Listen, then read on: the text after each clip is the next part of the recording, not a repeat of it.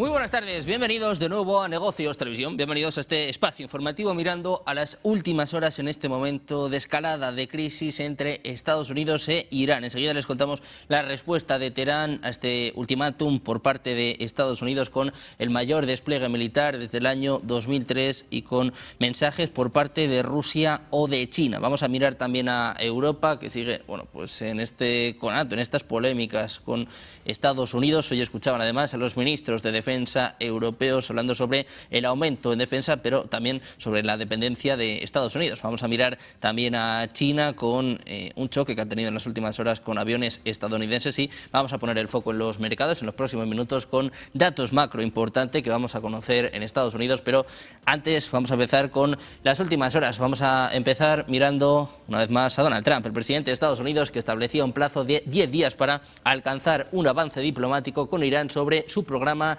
nuclear. Advertía que van a suceder cosas muy malas si el acuerdo fracasa. Los funcionarios del gobierno afirmaban que han estado desplegando aviones y buques de guerra en Oriente Medio. Cuentan con suficiente poder militar en la región para lanzar un ataque contra Irán este mismo fin de semana.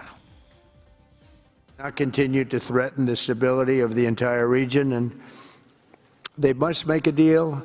Or if that doesn't happen, I maybe can understand. If it doesn't happen, it doesn't happen. But bad things will happen.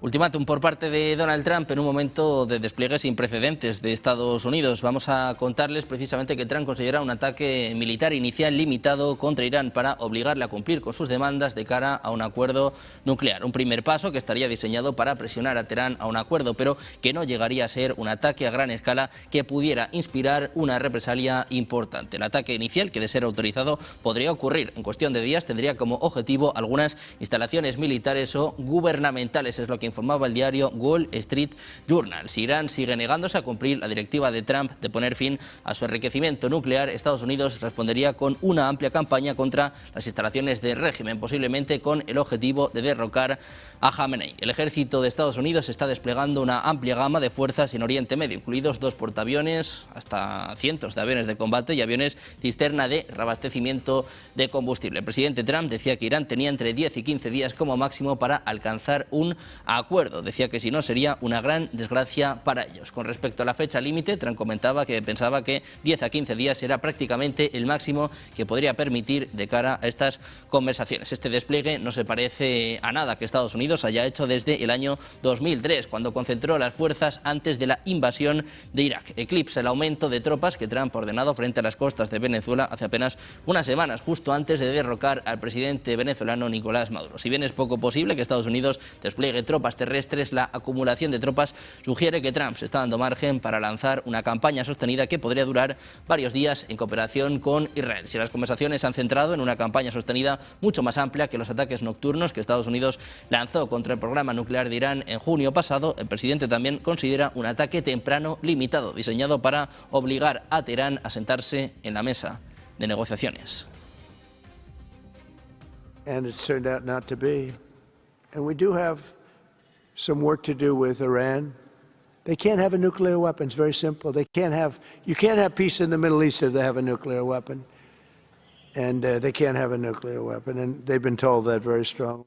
Y en medio de este despliegue vamos a contarles que el destructor estadounidense US Mahan, asignado al grupo de ataque del portaaviones US Gerald Ford, está entrando en el mar Mediterráneo a través del estrecho de Gibraltar. Es lo que apuntan fuentes de seguimiento marítimo y observadores de defensa. Este movimiento forma parte del despliegue del grupo de combate liderado por el Ford, que previsiblemente seguirá la misma ruta en las próximas horas o días. El cruce del estrecho, paso estratégico entre el Océano Atlántico y el Mediterráneo, marca un hito clave en la proyección naval de Estados Unidos hacia la región. De mantenerse a ritmo habitual de navegación de este grupo de ataque de portaaviones, los analistas estiman que el US Gerald Ford podría alcanzar el Mediterráneo Oriental y situarse frente a la costa de Israel hacia el martes o el miércoles, dependiendo de las escalas operativas y consideraciones estratégicas. El grupo de ataque del Ford incluye, además de portaaviones y destructores como el Mahan, otros buques de apoyo y unidades aéreas embarcadas. Estos despliegues suelen tener como objetivo reforzar la disuasión, garantizar la libertad de navegación y apoyar operaciones aliadas en áreas de interés estratégico. Mientras tanto, Irán informaba al secretario general de la Organización de Naciones Unidas, Antonio Guterres, que responderá decisivamente si se ve sometido a una agresión militar, advirtiendo que considerará como objetivos legítimos las bases, instalaciones y activos de lo que podría considerar una escalada. En este sentido, decían literalmente en una carta que Teherán no busca iniciar una guerra. La advertencia se produce en medio de estas crecientes tensiones entre Irán y Estados Unidos, en un contexto en el que las negociaciones sobre el programa nuclear iraní no han alcanzado un acuerdo definitivo y la presencia de las fuerzas estadounidenses en Oriente Medio ha sido incrementado como gesto de presión.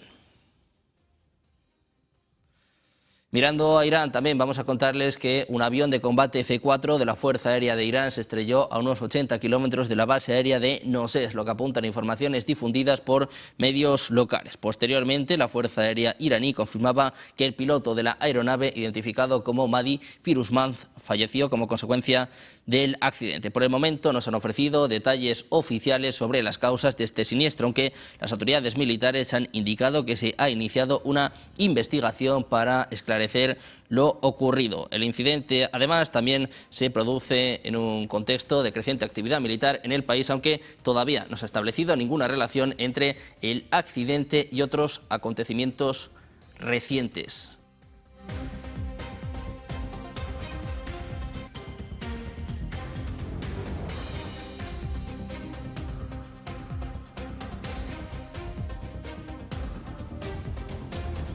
Momento clave de esta tensión entre Estados Unidos e Irán, con el Gerald Ford, que les decíamos está a punto de llegar a Israel en este momento en el que Trump está considerando un ataque limitado que podría incluso ocurrir este fin de semana. Tenemos noticia importante, tenemos declaraciones por parte de Abbas Araghchi, el ministro de Exteriores iraní, que precisamente participó este martes en las conversaciones en Ginebra. Araghchi acaba de declarar que piensa que Teherán va a terminar de redactar una propuesta para un acuerdo nuclear en los próximos 2 o 3 días. Anuncia que necesita obtener la aprobación de sus superiores y que luego la va a transmitir a Estados Unidos. Mencionaba que durante estas conversaciones de esta semana en Ginebra, en Suiza, Estados Unidos no solicitó a Irán un enriquecimiento de uranio cero. Araghchi añadía que Teherán tampoco presentó esa oferta. Reitera que el objetivo de las conversaciones es garantizar que el programa nuclear de Irán sea pacífico. La tensión se mantuvo alta mientras los medios informaban que Washington considera llevar a cabo ataques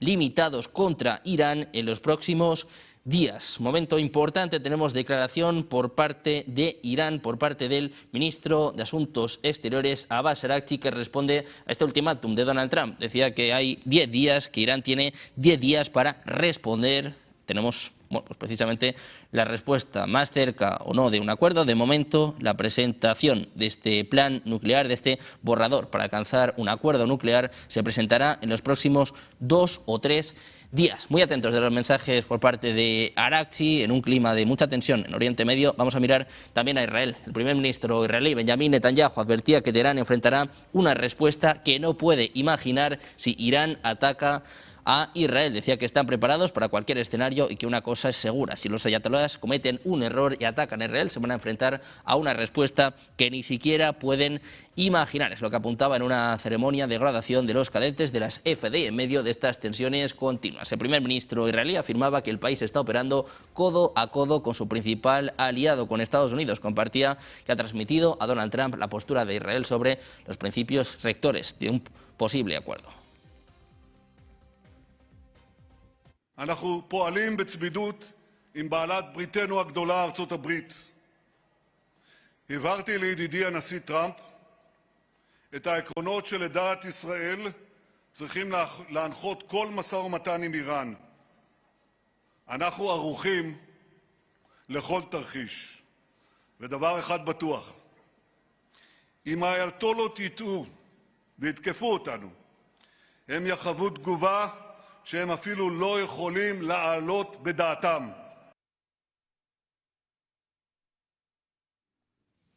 Mientras tanto, el presidente de Estados Unidos, Donald Trump, anunciaba este jueves que Washington hará una contribución de 10.000 millones de dólares a su Junta de Paz. En su intervención en este evento en Washington, Trump también anunciaba que la Organización de las Naciones Unidas va a recaudar 2.000 millones de dólares para apoyar a Gaza, mientras que la FIFA va a contribuir con 75 millones a proyectos de fútbol en la franja de Gaza. Además, Japón también va a organizar una recaudación de fondos a la que van a asistir varios países de la región, como por ejemplo Corea del Sur, Filipinas y Singapur. El presidente de Estados Unidos también señalaba que la ONU tiene un gran potencial, pero que todavía no lo ha aprovechado. Dice, fortaleceremos la ONU para asegurarnos de que sea viable. Y a todo esto vamos a contarles que China y Rusia se unirán a la Junta de Paz. Trump anuncia proyectos conjuntos en los próximos meses. And the UN Office for Coordination of Humanitarian Assistance is raising $2 billion for the support of Gaza. Additionally, Japan has just committed to host an aid fundraiser, which will be a very big one. It's already successful. We know some of the numbers that are being talked about, which will be attended by other nations in the region, including South Korea, the Philippines, Singapore, and others. And I know that China is going to be involved, and I think Russia is going to be involved. I think they will be. I want to have everybody get all sides, because it doesn't help when you have all sides with one ideology. Una junta de paz en la que los principales protagonistas, más allá de Trump, de Vance o de Marco Rubio, fueron los presidentes de Hungría y de Argentina. Orbán y Milei prometen una estrecha colaboración con la Junta de Paz de Donald Trump. Hungary is the only country to be represented here on the highest level among the founding members from the European Union. I represent a country which has been living in the neighborhood of a brutal war for the last 4 years. La nueva Argentina ha adoptado una posición clara en política exterior. Defendemos de forma inclaudicable el derecho a la vida, la libertad y la propiedad y sus instituciones derivadas, la igualdad ante la ley, la libertad de expresión y el libre comercio. La defensa de esos derechos no es negociable, es un prerequisito para la paz. Pero no todos los actores internacionales juegan con las mismas reglas. Hay quienes rechazan esos derechos, los pisotean y se benefician de lo que los demás respeten. Frente a ellos, la buena voluntad no alcanza. Necesitamos instituciones con voluntad y capacidad de hacer valer las reglas. La paz duradera no se construye sobre consensos que ceden en lo fundamental. Se construye sobre la determinación de defenderlo. Además, les contamos que el presidente de Estados Unidos, Donald Trump, decía este jueves que la ley para salvar a América será aprobada por el Congreso de una forma u otra. Decía, vamos a tener la ley para salvar a Estados Unidos de una forma u otra, después de que el Congreso la apruebe mediante el uso muy adecuado del filibusterismo, en un momento en el que Trump decía además que los republicanos no van a perder una carrera durante 50 años si logran aprobar un conjunto de medidas de votación, incluido el fin del voto por correo. Momento en Estados Unidos marcado ya por estas elecciones de medio término y en un momento en el que Trump también se ha llevado un golpe inesperado. Vamos a contarles que el equipo alemán, el Werder Bremen, ha anulado su gira estival por Estados Unidos al estar en contra de las políticas de inmigración de Donald Trump. Tras tener todo el stage cerrado, el director general, Klaus Filbry, ha mostrado los motivos del cambio de planes en el portal DHSTU. Dice que 2 personas fueron asesinadas a tiros por las autoridades estatales de Estados Unidos en Minnesota. Dice que jugar en una ciudad que actualmente experimenta disturbios y donde se dispara contra la gente no se alinea con los valores de su club. Además, al Werder Bremen le preocupa la opción de que no todos sus jugadores pudieran entrar en Estados Unidos sin problemas. La Oficina de Aduanas y Protección Fronteriza de Estados Unidos presentó un plan que exigiría a las personas que ingresen al país que revelen y revisen sus perfiles en las redes sociales para identificar de manera temprana cualquier tipo de amenaza. Ante la polémica en Estados Unidos, ante las últimas actuaciones de ICE, sobre todo en Minnesota, tenemos a un equipo que se planta. El equipo alemán, el Werder Bremen, cancela su gira por Estados Unidos.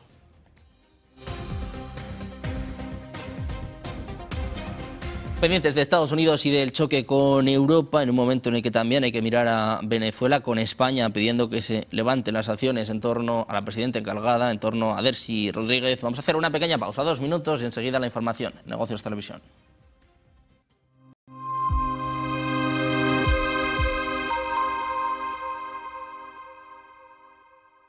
es la de Macron. Francia al borde del colapso. No vivía un movimiento de salida de tantas mociones de censura contra los primeros ministros que va poniendo uno detrás de otro, van cayendo. De no, es que Europa crece.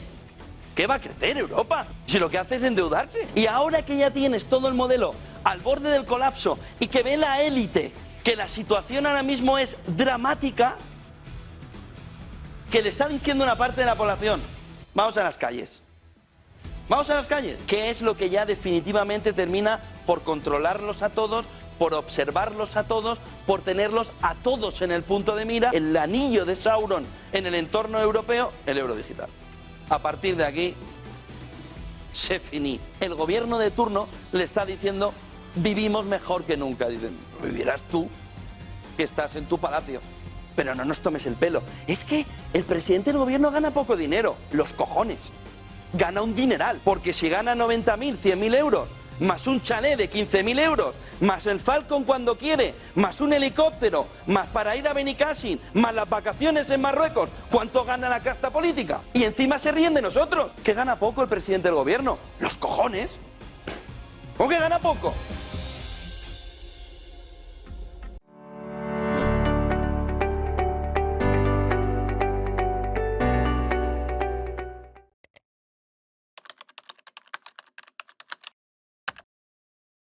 Buenos días, 8 de la mañana es la figura de Charlie. Buenos días, 8 de la mañana, dicen que al oro le han bajado a la tierra después de la jornada de ayer.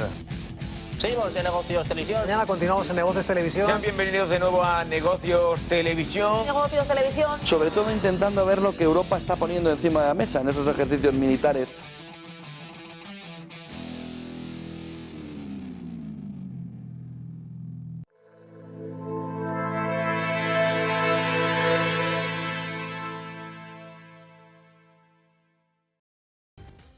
Seguimos en Negocios Televisión, seguimos atentos a las últimas horas en medio de estas tensiones entre Europa y Estados Unidos. Vamos a contarles que el Departamento de Defensa estadounidense advertía a la Unión Europea de que podría tomar represalias si Bruselas decide incluir una cláusula estricta de compre productos europeos en sus futuras normas de contratación de materia de defensa. Según las fuentes citadas en medios internacionales, Washington se opone firmemente a cualquier medida que limite la participación de empresas estadounidenses en el mercado europeo de defensa, considerando que este tipo de disposiciones constituirían políticas proteccionistas y excluyentes. Desde el Pentágono se ha señalado que si la Unión Europea avanza con estas restricciones, Estados Unidos podría revisar las exenciones contempladas en los actuales acuerdos de comercio de defensa. Esto, a su vez, podría derivar en limitaciones para el acceso de empresas europeas a contratos del Departamento de Defensa de Estados Unidos. La advertencia llega en un momento en el que Bruselas estudia fórmulas para reforzar su base industrial de defensa y reducir su dependencia exterior, pese a que aproximadamente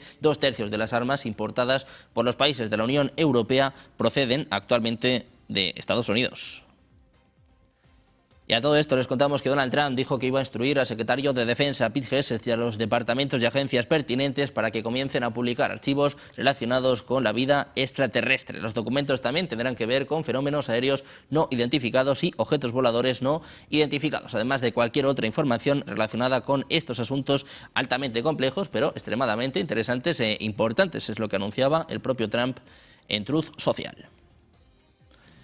Mientras tanto, les contamos que un breve enfrentamiento aéreo entre aviones de combate de Estados Unidos y de China sobre el Mar Amarillo tuvo lugar este 18 de febrero, es lo que subrayaban apuntando a zonas de identificación de defensa aérea estrictamente gestionadas que se han convertido en puntos de presión operativa en el Indo-Pacífico. Según la agencia de noticias Yonhap de Corea del Sur, citando a fuentes militares, varios aviones de combate F-16 de las fuerzas de Estados Unidos en Corea y partieron de la base aérea de Osan en Pyeongtaek, aproximadamente a 60 kilómetros al sur de Seúl, para un ejercicio aéreo a gran escala sobre aguas internacionales frente a la costa occidental de Corea del Sur. La aeronave operó en el espacio aéreo entre la zona de identificación de defensa aérea de Corea del Sur y la zona de identificación de defensa aérea de China. Yonhap informaba que los aviones de Estados Unidos no ingresaron a ninguna de las zonas y específicamente no violaron la ADIF de China. A medida que la formación se acercaba al perímetro de Beijing, enviaron sus propios aviones de combate, lo que dio lugar a lo que la agencia describe como un enfrentamiento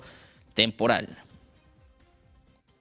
Además, también les contamos que el ejército chino ha organizado fuerzas navales y aéreas para realizar un seguimiento continuo de actividades recientes de aeronaves militares de Estados Unidos en el espacio aéreo frente a China, en la zona del Mar Amarillo. Es lo que informa este viernes el diario Global Times. De acuerdo con este rotativo, que cita fuentes no identificadas, el ejército de Estados Unidos habría organizado recientemente vuelos en el espacio aéreo frente a China sobre el Mar Amarillo. Ante ello, el Ejército Popular de Liberación desplegó fuerzas marítimas y aéreas de conformidad con las leyes y regulaciones para llevar a cabo tareas de vigilancia y responder y gestionar eficazmente las situaciones, lo que apunta este rotativo de Pekín. Por su parte, el Comando de Defensa Aeroespacial de América del Norte decía que rastreó aviones rusos que operaban en la zona de identificación de defensa aérea de Alaska. NORAD detectó 2 Tu-95 rusos, 2 Su-35 y un A-50, lo que le llevó a enviar 2 F-16, 2 F-35, un E-3 y 4 KC-135 para interceptar, identificar positivamente y escoltar las aeronaves hasta que abandonaran la A-10. Los aviones rusos permanecieron en el espacio aéreo internacional y no ingresaron a cielos estadounidenses o canadienses, es lo que apuntaba el comunicado. Mientras tanto, en Rusia, el ministro de Asuntos Exteriores, Sergei Lavrov, mantuvo este viernes una conversación telefónica con su homólogo iraní, Abbas Araghchi, donde ambos ministros discutieron el programa nuclear de Teherán tras las conversaciones bilaterales entre Irán y Estados Unidos, que tuvieron lugar en Ginebra a principios de esta semana. La parte rusa reafirmaba su apoyo al proceso de negociación encaminado a encontrar soluciones políticas y diplomáticas justas que respeten los derechos legítimos de Irán de conformidad con los principios del Tratado de No Proliferación de las Armas Nucleares. También se abordaron temas de interés mutuo en la agenda bilateral, es lo que apuntaba el ministro de Exteriores ruso. Lavrov había dicho anteriormente que nadie quiere que la situación con Irán se intensifique aún más, afirmando que Moscú considera sincero el deseo de Teherán de resolver esta cuestión nuclear.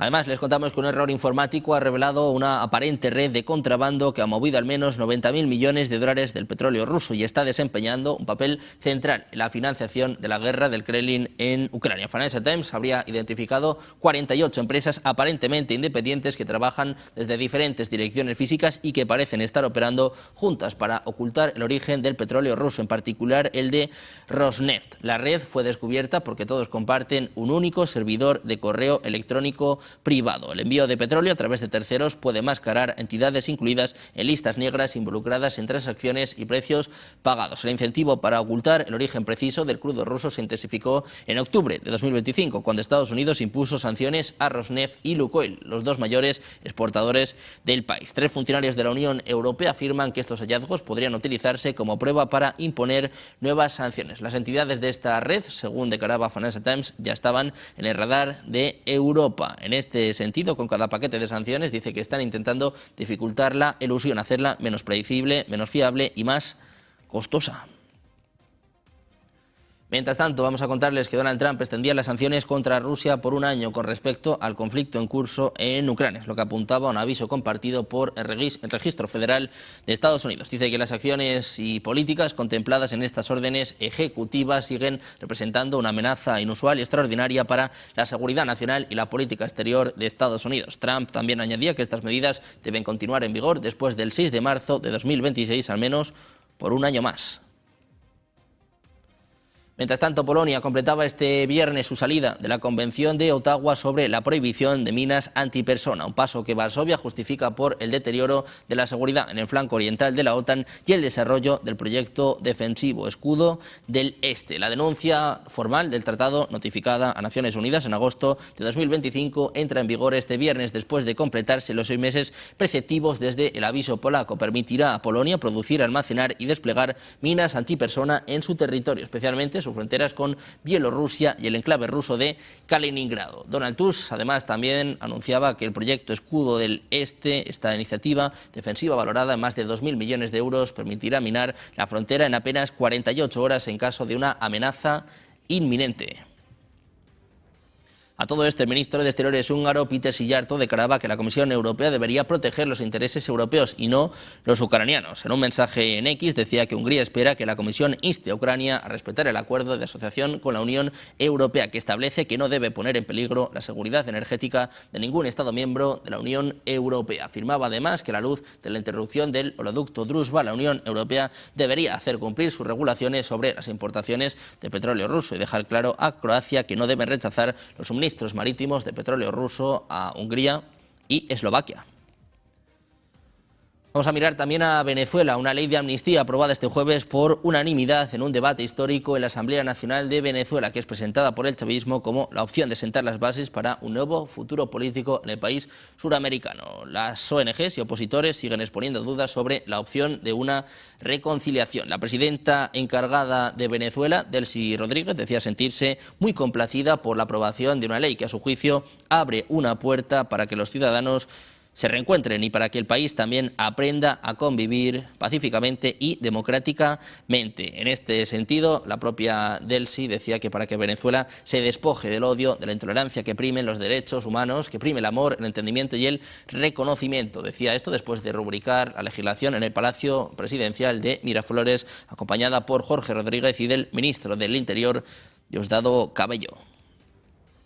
Mientras tanto, el ministro de Exteriores español, José Manuel Álvarez, anunciaba este viernes que España va a solicitar formalmente a la Unión Europea que retire las sanciones contra la presidenta encargada de Venezuela, Delcy Rodríguez, tras la amnistía para presos políticos aprobada por la Asamblea Nacional. Dice que las sanciones nunca son un fin, son un medio para alcanzar fines, para que se produzca este diálogo amplio, pacífico y democrático en Venezuela. Si se están dando pasos hacia ello, la Unión Europea también tiene que darlos. Al mismo tiempo, decía, quiero recordar que Nicolás Maduro no tenía sanciones de la Unión Europea, es lo que apuntaba el propio Álvarez en declaraciones a la prensa en Barcelona. También hablaba sobre Venezuela. El presidente de Estados Unidos, Donald Trump, reitera que tiene una buena relación con Venezuela. Plus, we have a great relationship with a country named Venezuela. You've heard about Venezuela? And we're helping them very much with their oil. They get a lot of oil, we do too, but we're helping them a lot. We took 50 million barrels of oil is right now floating very nicely in extremely large ships to Houston, where it's processed. And it's going to be great for Venezuela. The president's doing an excellent job, getting along great. But that was a very strong attack, would you say? It was a very strong attack. That wasn't like Jimmy Carter. That wasn't like Sleepy Joe Biden in Afghanistan, where he had no idea, had no clue what he was doing. También miramos a los mercados, pendientes en los próximos minutos de datos macro importantes en Estados Unidos. Vamos a mirar también a un acuerdo importante que no se rompe, pero que se va a reducir y con fuerza. Y es que Nvidia está cerca de finalizar una inversión de 30.000 millones de dólares en OpenAI, que va a reemplazar el compromiso a largo plazo de 100.000 millones de dólares acordado por ambas empresas el año pasado. En medio de esta crisis en torno a la inteligencia artificial, los miedos sobre si estamos o no ante una burbuja, pues tenemos también este recorte importante por parte de Nvidia, como parte de una nueva ronda de financiación masiva para la empresa emergente de inteligencia artificial. La empresa más valiosa del mundo se encuentra en las etapas finales de su negociación con OpenAI. Podrían concluirse este mismo fin de semana. La inversión de capital de 30.000 millones forma parte de una ronda de financiación más grande que va camino de recaudar hasta 100.000 millones y que va a valorar al fabricante de ChatGPT en 730.000 millones, sin incluir el nuevo dinero. OpenAI va a reinvertir gran parte de su nuevo capital en hardware de Nvidia, pero las compañías no seguirán adelante con la asociación de inversión multianual de 100.000 millones que anunciaron en septiembre. Nvidia se encuentra en la fase final de estas conversaciones, de estas negociaciones, en una ronda importante. La inversión podría sustituir el compromiso de inversión multianual de 100.000 millones que ambas empresas habían anunciado y que finalmente no seguirá adelante en su formato original. Según los detalles de este acuerdo, OpenAI va a reinvertir una parte importante del capital recibido en adquirir hardware de Nvidia, reforzando así su infraestructura tecnológica para el desarrollo y entrenamiento de sistemas avanzados de inteligencia artificial. La operación subraya la creciente interdependencia entre los principales desarrolladores de inteligencia artificial y los fabricantes de chips especializados, en un contexto de intensa competencia global por ampliar la capacidad de cómputo necesaria para modelos de próxima generación.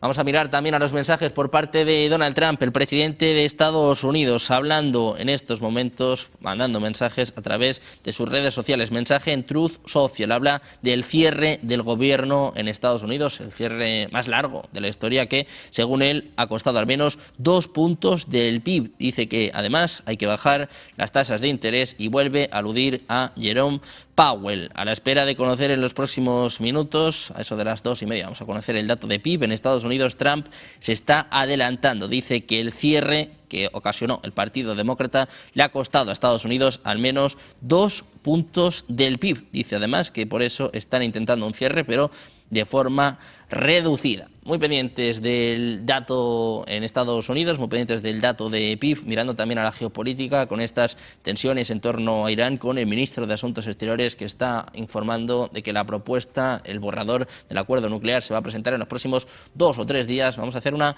pequeña pausa, 2 minutos, y enseguida con los expertos en Negocios Televisión.